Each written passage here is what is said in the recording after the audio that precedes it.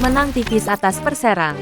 Liestiadi beberkan PR Sriwijaya FC laga perdana Liga 2. Sriwijaya FC berhasil mengamankan 3 poin pada laga perdana kompetisi Liga 2 Grup 1 Wilayah Barat yang berlangsung di Stadion Atletik 1 Jakabaring Sport City Palembang, Senin tanggal 29 Agustus tahun 2022 sore.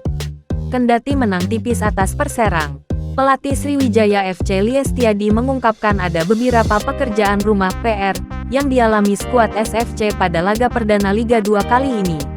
Menurut pelatih kepala Sriwijaya FC Liestiadi, raihan 3 poin pada laga perdana yang bermain di lapangan basah dengan pemain muda tidaklah gampang.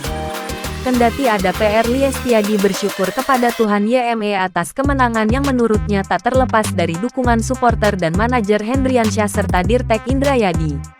Seperti diketahui, tim Sriwijaya FC akhirnya berhasil memenuhi targetnya mempersembahkan kemenangan meraih poin 3 setelah mengalahkan Perserang Banten 1-0. Gol tunggal yang dipersembahkan bek anyar Mukhlisin Aziz Hutagalung atau akrab dikenal Aziz Hutagalung berhasil dicetak pada menit ke-36. Gol yang berhasil mengecok kiper Tubagus Saprudin sekaligus membungkam hasrat Perserang Banten sejak awal berkeyakinan mampu mencuri poin. Berawal dari umpan tendangan dari pojok yang disambar sundulan kepala striker Gai Junior membentur mistar gawang. Saat kemelut di muka gawang, bola muntah tersebut diselesaikan Mukhlisin Aziz Hutagalung. Beberapa kali peluang Sriwijaya FC untuk mencoba menambah gol, namun hingga peluit akhir kedudukan tetap 1-0 untuk Sriwijaya FC. Berkali-kali dilancarkan Gai selalu kandas hingga menggelengkan kepala di depan gawang Perserang.